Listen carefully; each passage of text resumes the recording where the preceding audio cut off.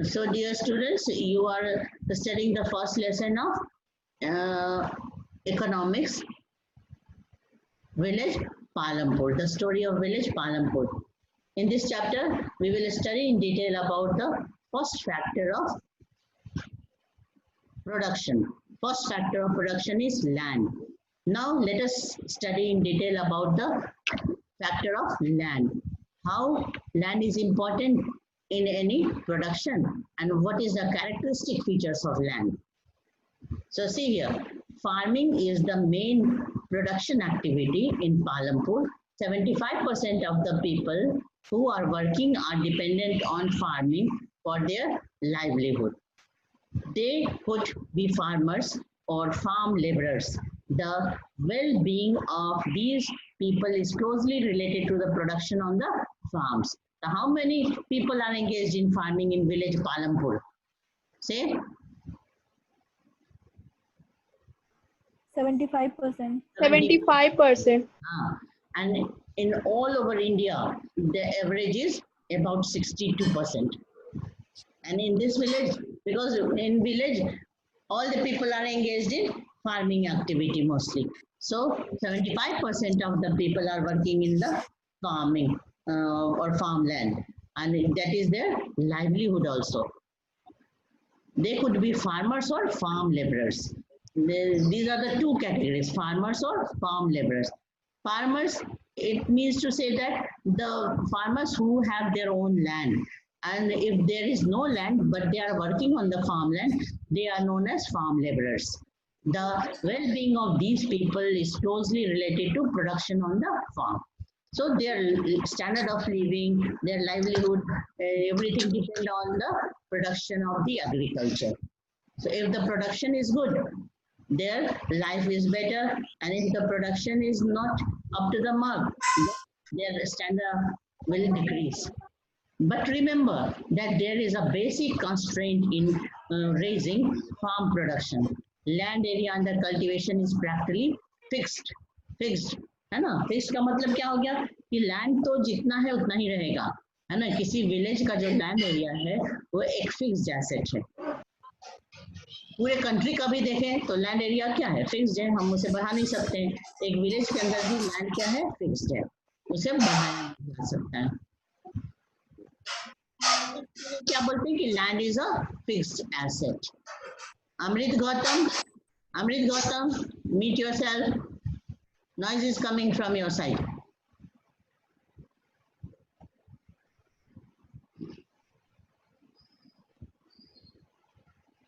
हाँ, तो हम लोग क्या बात कर रहे थे कि लैंड इज फिक्स्ड. लैंड को हम बढ़ा नहीं सकते हैं, लेकिन क्या कर सकते हैं, उसी लैंड में प्रोडक्शन को तो बढ़ा सकते हैं. कैसे बढ़ाएंगे प्रोडक्शन को? इरिगेशन फैसिलिटी बढ़ा लेंगे, अपने एग्रीकल्चर की जो टेक्निक है उसमें डेवलपमेंट लाएंगे, फिर अच्छे क्वालिटी के सीड्स, फर्टिलाइजर, बायोमैन्योर्स, ये सब यूज करेंगे, और तब हम सेम लैंड की प्रोडक्टिविटी को बढ़ा सकते हैं. By then, some of the wasteland in the village had been converted to cultivable land. हाँ, बहुत सारे तरीके हैं जिससे हम एग्रीकल्चर का प्रोडक्शन बढ़ा सकते हैं, है ना? यहाँ तुम लोग क्या पढ़ रहे हो कि land is a fixed asset. Land के एरिया को हम बढ़ा नहीं सकते हैं, लेकिन पॉपुलेशन तो बढ़ता जा रहा है, तो हमें ज़्यादा क्या चाहिए, ज़्यादा फूड क्रॉप्स चाहिए, और ज़्यादा फूड क्रॉप के लिए फिर हमें ज़्यादा प्रोडक्शन करना पड़ेगा. तो क्या क्या करना होगा कि अगर कोई वेस्टलैंड है, वेस्टलैंड मतलब विलेज के अंदर कुछ ऐसे लैंड होते हैं जो एग्रीकल्चर के लिए नहीं यूज हो रहे हैं, तो उनको हम कल्टिवेबल लैंड में कन्वर्ट कर लेते हैं. There exists no further scope to increase farm production by bringing new land under cultivation. By bringing new land, है ना? न्यू लैंड तो अभी मिलेगा नहीं. पालमपुर विलेज का जितना एरिया है वो एरिया फिक्स्ड है, तो न्यू लैंड तो मिलेगा नहीं एग्रीकल्चर के लिए. तो हम उसी लैंड की प्रोडक्टिविटी को बढ़ाएंगे. प्रोडक्टिविटी मतलब पर हेक्टेयर यील्ड जो है उसको बढ़ाया जाता है. यील्ड माने उसके प्रोडक्शन को हम बढ़ा सकते हैं. जैसे तुम कंपेयर करोगे ना इंडिया के एग्रीकल्चर को चाइना के एग्रीकल्चर से, तो इंडिया से 4 टाइम्स ज़्यादा पर हेक्टेयर प्रोडक्शन है चाइना में. तो कहने का क्या मतलब है कि अभी इंडिया में बहुत स्कोप है कि हम उसी लैंड से अपनी प्रोडक्टिविटी को और बढ़ा सकते हैं, ठीक है ना। तो लैंड नहीं बढ़ा सकते हैं लेकिन लैंड की प्रोडक्टिविटी को बढ़ा सकते हैं। The standard unit of measuring land is hectare, though in the villages you may find land area being discussed in local units such as bigha, ginta, etc. 1 hectare area of a square with one side measuring 100 meters.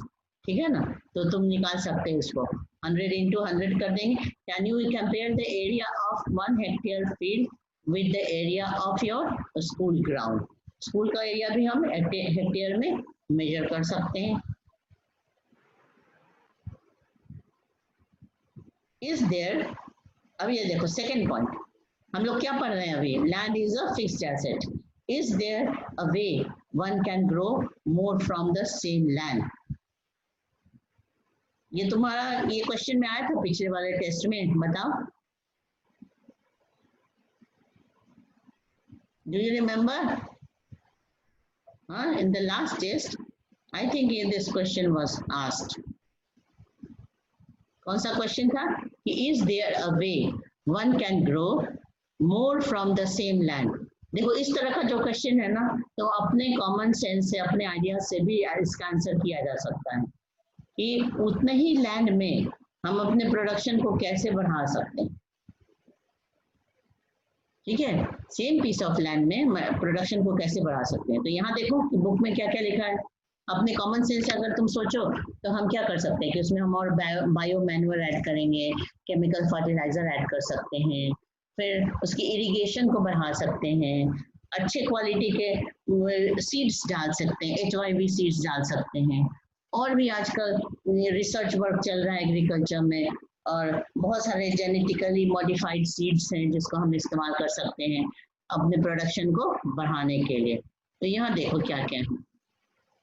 Palampur would resemble a village on the western part of the state of Uttar Pradesh, है ना. पालमपुर के बारे में जैसा बताया गया है, जिससे क्या पता चलता है कि ये नॉर्थ वेस्टर्न इंडिया का एक विलेज है ना. हाइपोथेटिकल विलेज है, मतलब इमेजिनरी विलेज है. All land is cultivated in Palampur. No land is left idle. Idle मतलब बिना यूज का कोई भी लैंड नहीं छूटा हुआ है. सारे लैंड में क्या होता है, एग्रीकल्चर होता है. During rainy season kharif farmers grow jowar and bajra. Kharif crop कहते हैं जो क्रॉप हम मानसून में लगाते हैं. जैसे अभी बारिश हो रही है ना, इस समय जो क्रॉप सोइंग करते हैं मतलब लगाते हैं, तो उसको हम खरीफ क्रॉप कहते हैं. तो पालमपुर में जो खरीफ क्रॉप है वो क्या है, ज्वार एंड बाजरा. देखो यहाँ राइस नहीं लिखा हुआ है, क्यों? क्योंकि ये नॉर्थ वेस्टर्न साइड में ना रेनफॉल कम होता है, तो कम रेनफॉल में राइस नहीं ग्रो कर सकते हैं. तो क्या ग्रो करते हैं, ज्वार और बाजरा ग्रो करते हैं राइस की जगह पे. These plants are used as cattle feed. It is followed by cultivation of potato between October and December. तो ये जब मिलेट्स जो है ना, मिलेट मतलब ज्वार बाजरा, ये सब जब हार्वेस्टिंग हो जाती है तो उसके बाद क्या लगा देते हैं वहाँ पे, पोटैटो, ये सब लगा देते हैं, और जो कि अक्टूबर से दिसंबर तक में तैयार हो जाता है. In the winter season rabi fields are sown with wheat. Sown मतलब रोपाई होना, बोआई होना बीज का, है ना. तो विंटर के में जो क्रॉप लगाया जाता है उसको क्या कहते हैं, रबी क्रॉप. ठीक है, अब आंसर करो. मान लो वन वर्ड आंसर में यार, which crop is known as kharif crop? Say Manya, Which crops are growing in rainy season? हाँ हाँ, अभी कौन बोल रहा था, अपना नाम बताओ. मैम उत्कर्ष. हाँ उत्कर्ष ठीक बोल रहे हो कि जो कि हम मानसून में लगाते हैं, the crops which are sown during monsoon is known as kharif crop, and the crops which are sown in winter season are known as rabi crops. हाँ, रबी क्रॉप्स. रबी क्रॉप का एग्जांपल हो गया वीट, है ना. जैसे वीट, ग्राम, ये तीन तो जरूर याद रखना. रबी क्रॉप मतलब गेहूं, चना और सरसों, मस्टर्ड जिसको कहते हैं, ये मेन क्रॉप होता है. और खरीफ में मेन क्रॉप कौन कौन सा होता है, पैडी, पैडी मतलब धान की खेती। ज्वार एंड बाजरा। तो यहाँ पे धान की खेती नहीं हो सकती है, तो यहाँ क्या होता है, ज्वार और बाजरा होता है। ठीक है, क्योंकि यहाँ पे मानसून रेनफॉल बहुत ज्यादा नहीं होता है, कम बारिश होती है, क्योंकि ये वेस्टर्न इंडिया में है इसलिए। तो इसलिए यहाँ पे पैडी नहीं लगा के, राइस नहीं लगा के क्या लगाते हैं, ज्वार और बाजरा लगाते हैं। रबी क्रॉप यहाँ ज्यादा होता है, वेस्टर्न यूपी में या उत्तराखंड में, पंजाब हरियाणा में, वो सब रबी का एरिया है जिसमें वीट ज्यादा ग्रो होता है। Fields are sown with wheat. From the wheat production produced, farmers keep enough wheat for the family's consumption and sell the surplus wheat at the market at Raiganj. Raiganj में बाकी wheat को cell कर देते हैं और अपने फैमिली कंजम्पशन के लिए रख लेते हैं wheat. A part of the land area is also diverted to sugarcane, which is harvested once every year. देखो इस पैराग्राफ में तुमको कितना आइडिया मिल रहा है कि खरीफ क्रॉप क्या है, रबी क्रॉप क्या है, और शुगर केन कैसा क्रॉप है। शुगर केन एक ऐसा क्रॉप है जो पूरा दोनों सीजन ले लेता है, खरीफ सीजन भी और रबी सीजन भी, क्योंकि ये लगभग 1 साल तक फील्ड में रहता है, तो इसलिए ये पूरा साल दोनों ही सीजन इसमें जाता है, खरीफ सीजन और rabi season. Which is harvested once every year, और एक बार काटा जाता है साल के अंत में। तो sugar cane is in its wrong form और as jaggery is sold to traders in Shahpur. Shahpur क्या है बताओ, नियरेस्ट टाउन। हाँ, टाउन है ना, बिग विलेज। रायगंज का क्या है? रायगंज, हाँ?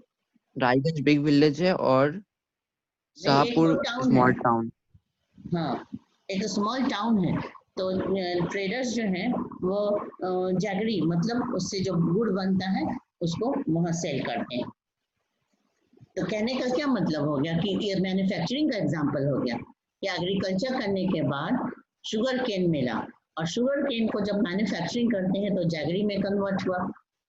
तो ये सेकेंडरी आइटम हो गया। सेकेंडरी शुगर केन किसका एग्जांपल हो गया? प्राइमरी का, मतलब प्राइमरी प्रोडक्शन हो गया वो। और अगर जैगरी या गुड़ लेंगे तो वो क्या हो गया? सेकेंडरी प्रोडक्शन हो। Who is Kabir Sinha? Kabir Sinha? 20 participants. Okay, तो मतलब कहने का मतलब कि सिर्फ एग्रीकल्चर नहीं हो रहा है, कुछ कुछ मैन्युफैक्चरिंग भी हो रही है यहाँ पर। The main reason why farmers are able to grow 3 different crops in a year in Palampur is due to the well-developed system of irrigation. तो यहाँ पे कितने क्रॉप्स ग्रो कर रहे हैं पालमपुर में? 3 different crops. Then how it is possible? It is possible due to well-developed system of irrigation. ऐसे भी तुम देखोगे ना कि उधर पंजाब हरियाणा में और वेस्टर्न उत्तर प्रदेश में इरिगेशन सिस्टम वेल डेवलप्ड है, और ये पालमपुर जो है वेस्टर्न उत्तर प्रदेश का ही एक विलेज है, imaginary village. Electricity came early to Palampur. हाँ, पालमपुर एक ऐसा विलेज है जहाँ इलेक्ट्रिसिटी शुरू से है। Its major impact was to transform the system of irrigation, और जहाँ इलेक्ट्रिसिटी रहेगी वहीं पे हम इरिगेशन सिस्टम को डेवलप कर सकते हैं। Persian wheels were till then used by farmers to draw water from the wells and irrigate small fields, है ना? पर्शियन व्हील, ये पर्शियन व्हील तुम लोग कभी देखे हो?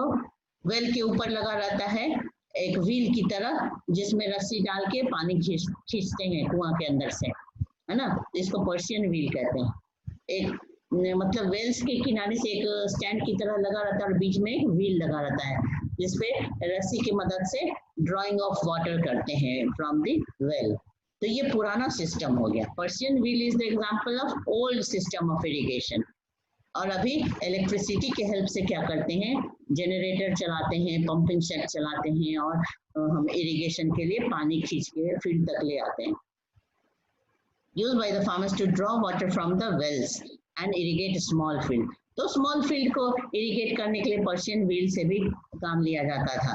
People saw that the electric run tube wells could irrigate much, है ना? इलेक्ट्रिक रन ट्यूबवेल जो है वो बहुत वास्ट एग्रीकल्चरल लैंड को एक बार में इरिगेट कर सकते हैं। ठीक है, larger areas of land more effectively. The first few tube wells were installed by the government. Soon, however, farmers started setting up private tube wells.